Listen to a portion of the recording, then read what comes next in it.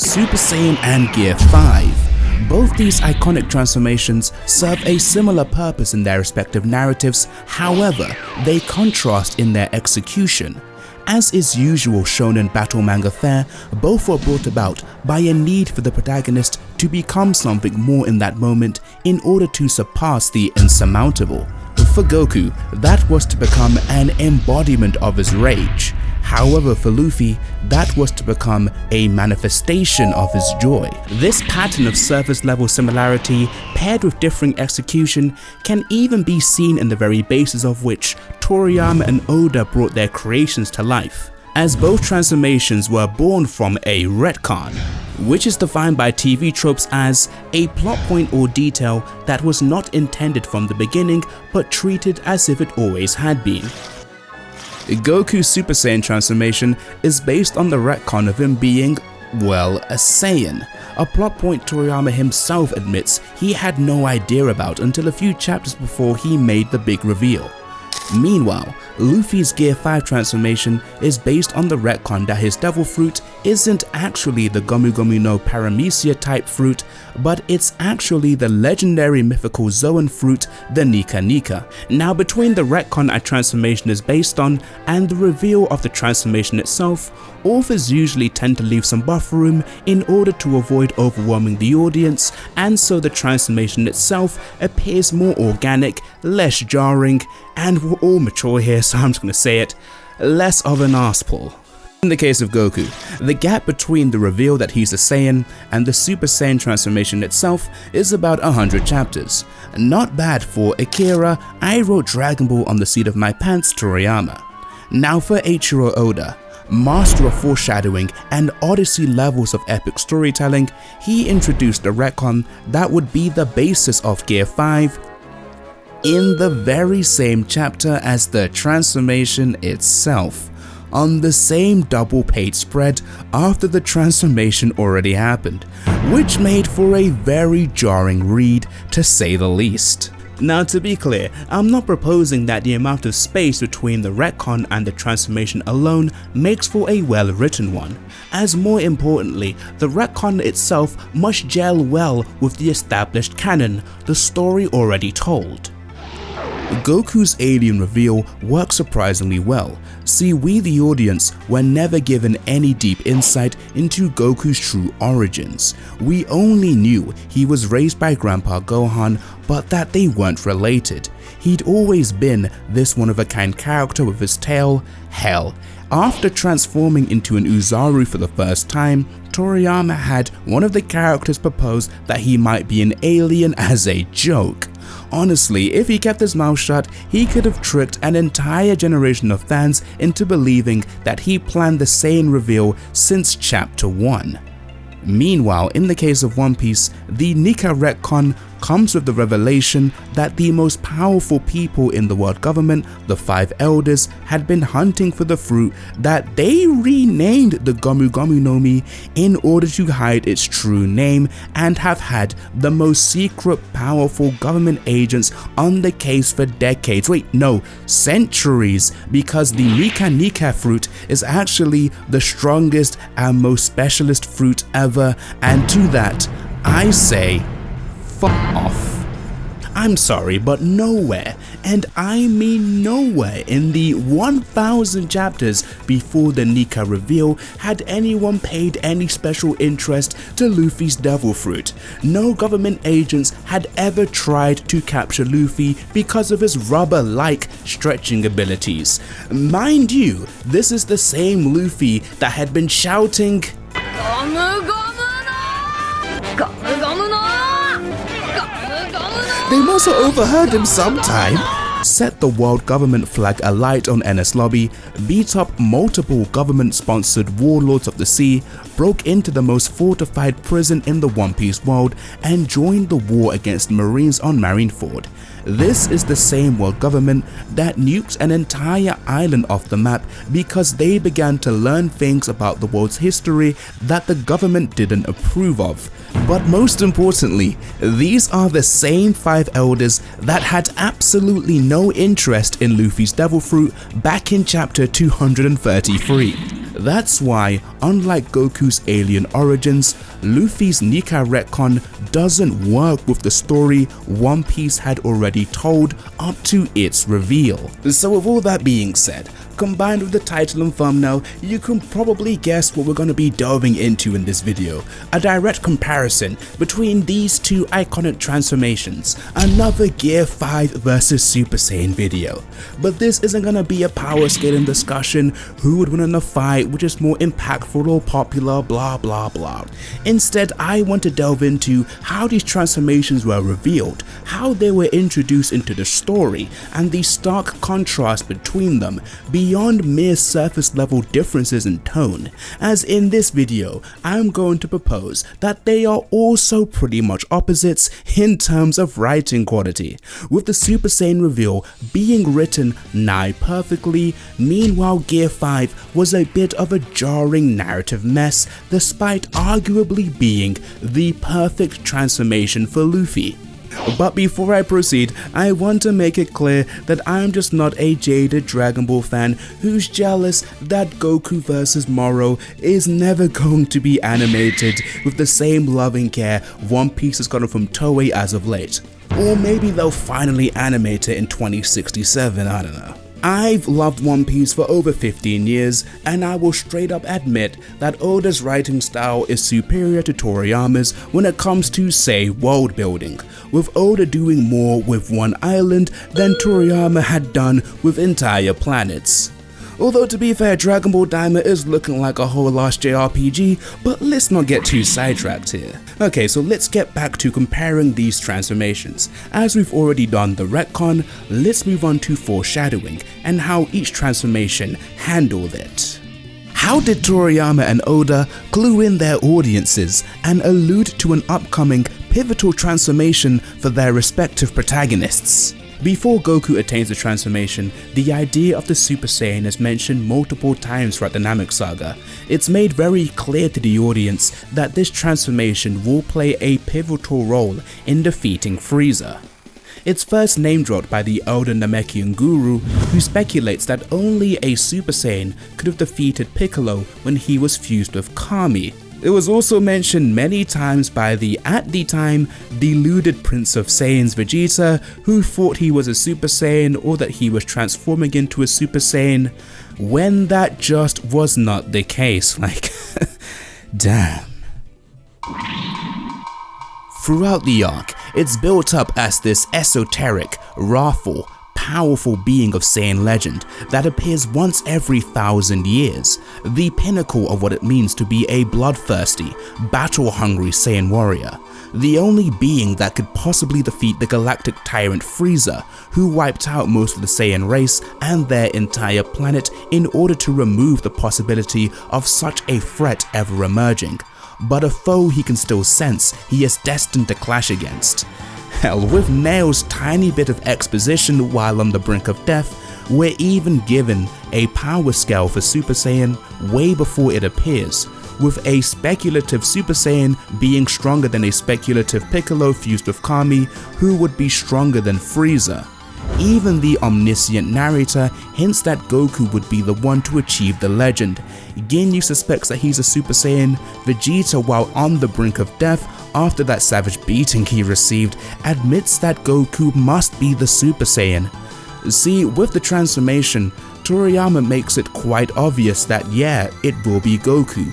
But the drama, the tension for the audience comes from the idea that how will this transformation change Goku? How can the merciful, honorable Goku become a being of pure carnage and violence? The only Saiyan transformation he's had access to in the past was the uncontrollable, rampaging Uzaru form that caused him to kill his own father figure in the past and not even realize it. Goku will become the Super Saiyan, that's for sure. He will defeat Frieza. However, what will the cost be? Will Goku still be Goku? Now let's compare all of that to the foreshadowing we got for Luffy's transformation. And we got some quality foreshadowing, that's for sure. In the form of wordy exposition about Luffy's devil fruit being special out of nowhere, from this government agent turned pirate about a dozen chapters before the big reveal. Mind you, this is the same person that ignored Luffy as he rushed past him into Onigashima, but then a few chapters later starts ranting about how he's his worst enemy because of his super special fruit that he failed to guard years ago. And yeah, seriously, that's it. That's the foreshadowing for Nika and Gear 5. Okay, to be fair, we knew about Devil Fruit awakenings well before Gear 5, and it was only a matter of time before Luffy awakened his Devil Fruit. And who better for him to awaken it against other than the King of Beasts, Sea Emperor, the strongest creature, Kaido. As in the previous arc, we saw that Luffy's limit was Yonko Commander level, when he just about managed to defeat Big Mom's son Katakuri. Now, some prison training did make him and his haki stronger, but that alone couldn't be enough to defeat Kaido. The narrative couldn't allow it.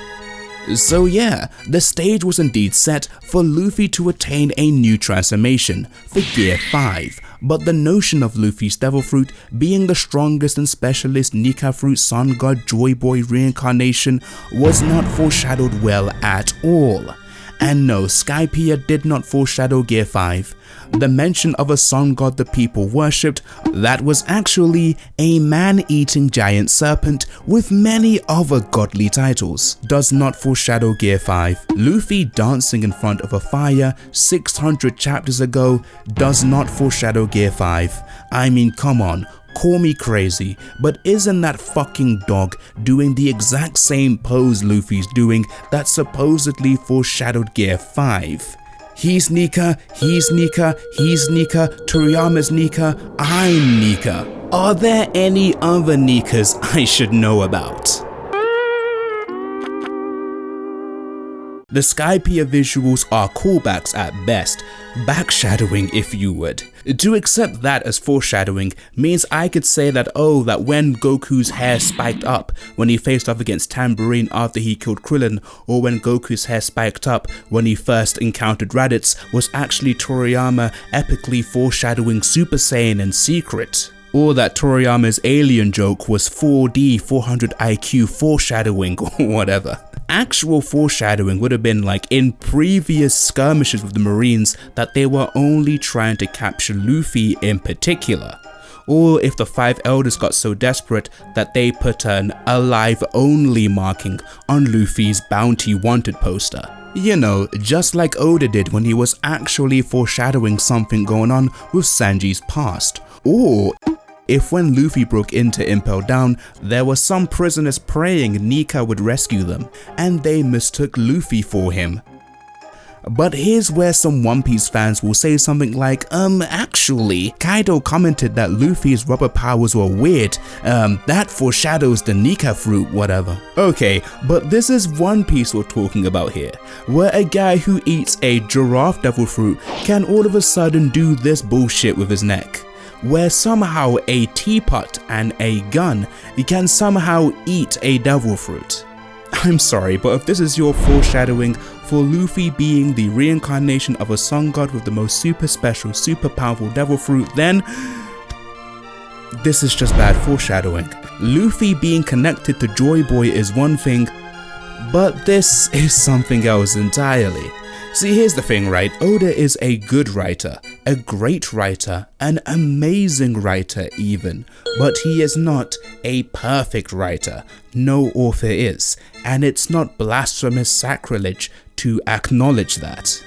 Although Gear 5 Luffy was pictured next to the Catholic Church's new mascot, and a nun was pictured reading One Piece. But it's not as though I'm actually gonna be damned to hell for criticizing Gear 5, I mean, come on guys, like...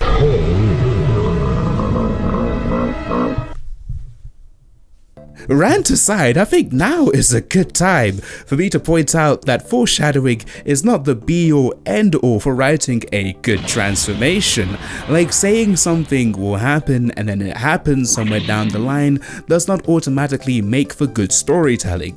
Like imagine if I was all like, oh, I have a feeling that I'm going to ask you to press 2 buttons, and then later I was like, If you could like the video and subscribe to the channel, that would be greatly appreciated. See, that isn't impressive. That did nothing to elevate the video. But seriously, if you could like the video and subscribe to the channel, especially if you're a returning viewer, I would appreciate that a lot. Trying to go for 50,000 subscribers by the end of the year, and Christmas miracles are still a thing, right? Also, soon after this upload, I will be live streaming from 1 PM to 3 PM EST or 6 PM to 8 PM my time zone GMT. So come hang out, let's talk anime, Dragon Ball, and I'll be playing the real Tenkaichi 4. And if you're one of my patrons who's watching this video early and ad-free, thanks a lot. Okay, let's get deeper and actually analyze what these transformations represent for the character arcs of these two shonen icons. What's the thematic depth at play to really engage the audience? How do these transformations go about satisfying the definition of the word to see a marked change in the form, nature, and appearance of the subject? For Goku, I delved a bit into what the Super Saiyan transformation means in a previous video, so forgive me if I repeat myself a bit here. Goku's Super Saiyan transformation is more than a primal scream and spiky blonde hair. Beyond it is a story of self-acceptance and self-determination. In the previous saga, he found out that he's an alien, a Saiyan whose true name is Kakarot, part of a species that's hellbent on conquest, cruelty, and destruction. There he had to face 3 other Saiyans, each crueler than the last, one being his own brother, who he ended up dying alongside. Every time he's faced with a Saiyan heritage, his world gets a bit more rocked. He finds out that due to a different Saiyan transformation, the Uzaru form, he killed his own father figure. Sure, he still may be the happy-go-lucky Son Goku at times, but when push comes to shove, he struggles to say who he is. The insistence that he's the Super Saiyan, a warrior of abject cruelty, makes him uncomfortable. Even with Vegeta's dying words, he doesn't know how to take it. He doesn't even know what a Super Saiyan is. He never claims to be one or tries to become one. He'd rather fight his own way.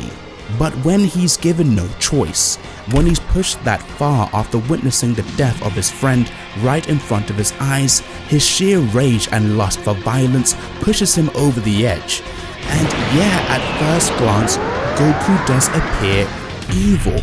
He threatens Gohan, the son he had sacrificed himself for. His manner of speech becomes rougher and scarily more formal. Even his speech bubbles changed. His usual rounded bubbles became angular and jagged, which Toriyama usually reserved for villains. Hell, Toriyama even changed the way he drew his eyes so that Goku could look more threatening.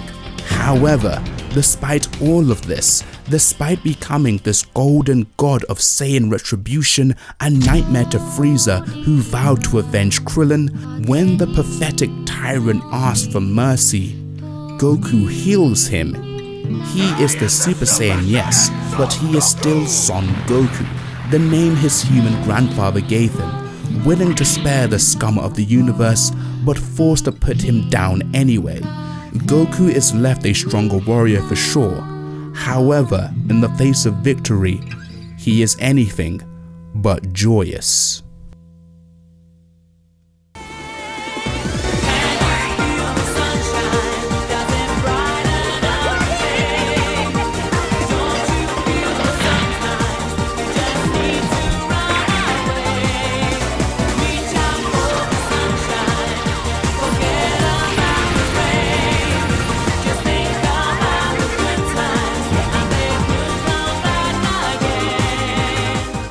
For Luffy, Gear 5 means that he's completely liberated from the confines of reality, which perfectly aligns with the desire he has as a character to become Pirate King in order to become the freest person on the planet. The transformation itself even parallels one of Luffy's lowest moments, from declaring that I am so weak after losing Ace after the events of Marineford to declaring this is my peak after gaining power needed to defeat Kaido and liberate Wano. See, my issue with Gear 5 isn't with the transformation itself really, but the way it was introduced into the story. Like I just pointed out, this transformation parallels Luffy's lowest moment. But that moment is hundreds of chapters divorced from the Gear 5 transformation itself. The battle with Kaido never truly brought Luffy to that level of despair. When Luffy transforms, it's not as though he's bouncing back from a truly devastating loss he could do nothing about. It just kind of happens.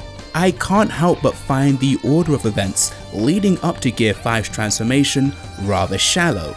Luffy dies and then he transforms, and that's really it. Even the final blow that killed him didn't do anything for his character arc throughout Wano. It wasn't that Kaido just bonked him so hard on the head that he died, no, it was that a CP0 agent came and interrupted their fight.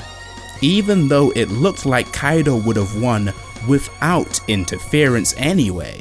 This is because within the catalyst for Gear 5, Oda decided to give a character moment for Kaido and not for Luffy. That Kaido was upset that his duel was interrupted because he wanted a fair fight, an aspect of his character we were already familiar with anyway. Also, Oda could shoehorn in the Nika retcon. Therefore, beyond becoming strong enough to defeat Kaido, Gear 5 doesn't have a compelling why, a compelling deeper narrative question to answer. Luffy transforms and he and Kaido are happy about it. I can appreciate the villain being happy about the protagonist coming back stronger than ever, and that the only way Luffy could defeat Kaido was by liberating himself from the shackles of a traditional fight, Kaido's domain, by fighting like a rubber hose cartoon character instead. See, Gear 5 Luffy vs Kaido is full of spectacle, sure, but it doesn't feel like a proper culmination of the narrative between the two combatants. In direct contrast to this, Super Saiyan Goku vs Frieza has stood as one of the most iconic showdowns in anime history because it truly feels like a culmination of the entire Namek saga. It was always leading to this. Toriyama was fantasizing about Super Saiyan Goku giving Frieza a Bruce Lee death stare. From an in-universe perspective, Frieza's fate was sealed when he destroyed planet Vegeta. He's the one who put Goku on the path to becoming a Super Saiyan that would defeat him, all because he wanted to avoid such a fate in the first place. It's peak dramatic irony. Even during their fight, Frieza could have killed Goku at any moment, but Frieza wanted to lord his power over Goku and make him suffer. But it was this very suffering that pushed Goku over the edge as Frieza created the first Super Saiyan in 1000 years. Then at the end of their battle, as Frieza lay in two, defeated and disgraced, he had the audacity to beg Goku, a Saiyan, the Super Saiyan, for help, just to throw his mercy back in his face because Frieza could not live with the reality he created. This is why Goku vs Frieza is a shonen storytelling masterpiece. The fight and themes of the arc blend together perfectly. Now, this is not to say that Luffy vs Kaido lacks in theming and parallels, but it just isn't executed all that well. See, after defeating Luffy, again, Kaido laments that he's not Joy Boy, and after Luffy defeats him, after it turned out he indeed did inherit Joy Boy's Nika Devil Fruit, it's then explicitly shown that Kaido expected Joy Boy to defeat him, and yeah, that's it. That's the link between Gear 5 and Kaido's defeat, really. And oh yeah, of course Kaido has no connection to the Sun God stuff, but whatever. But to be honest, like, how cathartic is Kaido's defeat even? I mean, after Goku failed to defeat Frieza with the Spirit Bomb, he was powerless to stop Frieza from killing Krillin.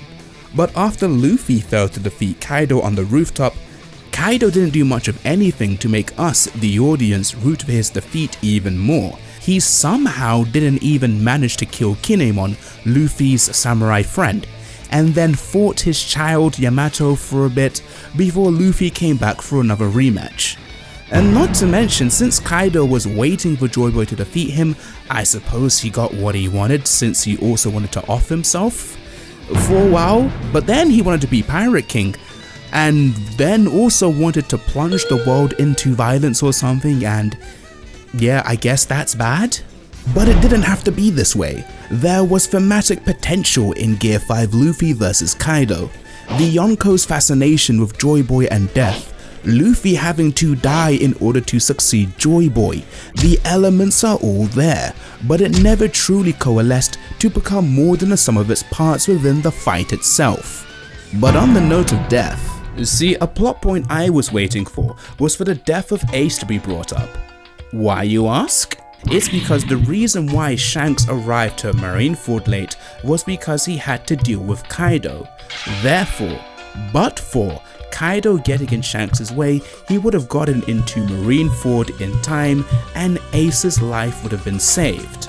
So he may not be Blackbeard or Akainu levels of culpable, but Kaido is still indirectly responsible for Ace's death. However, despite Ace being brought up multiple times throughout Wano, this potential revelation is never brought up during Luffy's fight with Kaido. The fight never really felt personal, it lacked a deeper conflict. Luffy vs Kaido felt like any other fight wherein Luffy takes down a corrupt ruler with a big punch, and in my opinion, that's just not good enough to introduce such a pivotal transformation when the situation around it had stayed the same as usual. Now, with all that being said, we can finally answer the question, why is the storytelling quality between the introduction of these two transformations so different? Well, I think the reason lies in the mindset of the authors at the time. Toriyama said he would have liked to wrap up the fight between Goku and Frieza as soon as Goku transformed, but knew he had to satisfy the audience and give them the fight they had been waiting for in order to fulfill the story told throughout the Namek saga. Meanwhile, for Gear 5, Oda was admittedly indulging himself and subverted expectations in order to make Kaido vs Luffy into a fun, wacky fight, arguably to the detriment of the tone of the story, even knowing some fans straight up wouldn't like it, and forcing in abrupt character motivations and nonsensical retcons out of nowhere in order to pull it off. To sum it up in one sentence, Toriyama put the audience first, meanwhile Oda put himself first. But after 1,000 chapters of Peak, maybe he earned the right to indulge himself. However, this different mindset isn't just Toriyama good, Oda bad. No, because overall, the different authors had different approaches to storytelling. Like the whole thing about there being a Super Saiyan 1,000 years before Goku was just mere set dressing with Toriyama. It was never going to be explored in Dragon Ball. Meanwhile, for Oda, for One Piece, Joy Boy, Nikai, Gear 5 are already linked to the Void Century, an aspect of One Piece's story that has still yet to be fully explored and explained. But it was Toriyama's vague approach which led to the Saiyan retcon working so well. However, with Oda's more thorough approach, there was no room to seamlessly work in the Nikai retcon. I may prefer how the Super Saiyan transformation was introduced, yes, but when it comes to how Oda develops Gear 5 throughout the remainder of One Piece's story, he may well yet tell a glorious story with Luffy's joyous transformation, the likes of which shonen manga has never seen. Not to mention, Toriyama and Oda really are similar authors, as both transformations actually took inspiration from ancient Asian monkey gods, with Super Saiyan being derived from the Chinese Sun Wukong and Gear 5 from the Hindu deity Hanuman. Both gave the protagonists a less inked-in white visual overhaul in their original black and white manga mediums. Both authors love gags and Western animation, so there's a reason why the only full manga collaboration Toriyama did with Dragon Ball was with Oda and One Piece. Read Cross Epoch if you haven't already. And to be fair, it's not as though Toriyama never indulged himself in spite of fan reception. I mean, just look at the Buu saga. Although it did work out when he created the fan favorite Gotenks, but didn't really quite pan out when it came at the cost of Gohan's character arc in the Buu saga. To find out more about where Toriyama went wrong with Gohan's character arc in the original manga, click this video over here. Anyway guys, thank you so much for watching, like and subscribe if you enjoyed, and stay locked into the cage. Peace out.